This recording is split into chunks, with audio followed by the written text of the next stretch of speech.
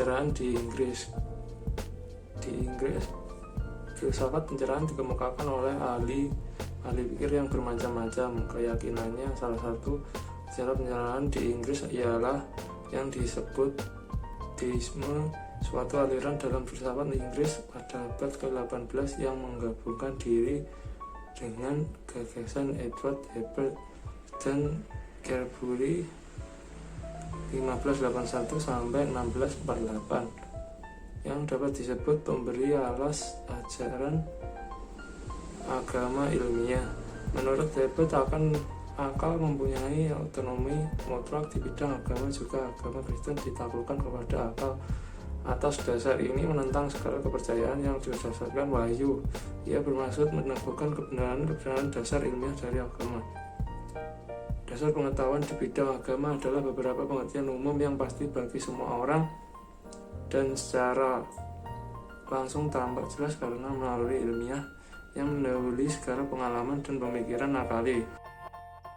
Kurang kebenaran dan kepastian inilah asas-asas pertama yang harus dijabarkan oleh akal manusia, sehingga tersusunlah agama ilmiah yang berisi bahwa tokoh yang tertinggi itu bahwa bagian pokok kebaktian ini adalah kebajikan dan kesalehan, bahwa manusia karena terbiaknya benci terhadap dosa dan yakin bahwa tiap pelanggaran kesusilaan harus disesali, bahwa kebajikan dan keadilan Allah memberi pahala dan kehukuman pada manusia di dalam hidup ini dan akhirat. Pada abad ke-18, filsafat di Prancis menimba gagasannya. Para pelopor filsafat di Prancis sendiri atau Descartes dan lain-lain telah dilupakan dan tidak dihargai lagi. Sekarang yang menjadi guru mereka adalah Locke dan Newton.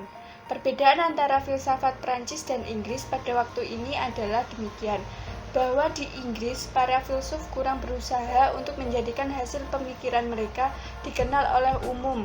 Akan tetapi di Perancis keyakinan baru ini sejak semula diberikan dalam bentuk populer. Akibat perbuatan itu ialah bahwa filsafat di Perancis dapat ditangkap oleh golongan yang lebih luas, yang tidak begitu terpelajar seperti para filsuf. Hal ini menjadikan keyakinan baru itu memasuki pandangan umum dan memberikan pimpinan dalam kejadian-kejadian kemasyarakatan. Demikianlah di Perancis, filsafat lebih erat dihubungkan dengan hidup politik, sosial, dan kebudayaan pada waktu itu. Karena sifatnya yang populer itu, maka filsafat Perancis pada waktu itu tidak begitu mendalam. Agama Kristen seperti yang dinampakkan dalam gereja RK diserang secara pedas sekali dengan memakai senjata yang diberikan oleh deisme.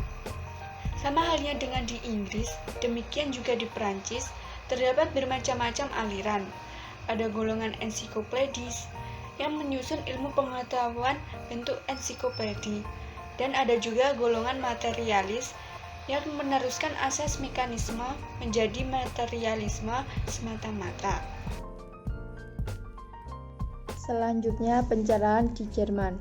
Pada umumnya, pencerahan di Jerman tidak begitu bermusuhan sikapnya terhadap agama Kristen seperti yang terjadi di Perancis. Memang orang juga berusaha menyerang dasar-dasar iman kepercayaan yang berdasarkan wahyu, serta menggantinya dengan agama yang berdasarkan perasaan yang disebut panteistis. Yang menjadi pusat perhatian di Jerman adalah etika. Orang yang seolah-olah menyempurnakan pencerahan di Jerman adalah Immanuel Kant.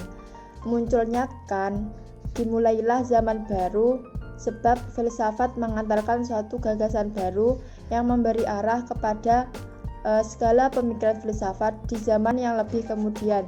Ia sendiri memang merasa bahwa ia meneruskan pencerahan. Menurut Kant, pemikiran telah mencapai arahnya yang pasti di dalam ilmu pengetahuan pasti alam, seperti yang telah disusun oleh Newton. Ilmu pengetahuan pasti alam itu telah mengajarkan kita bahwa perlu sekali kita terlebih dahulu secara kritis meneliti pengenalan atau tindakan mengenal itu sendiri.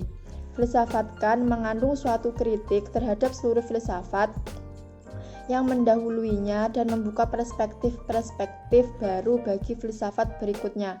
Terima kasih. Wassalamualaikum warahmatullahi wabarakatuh.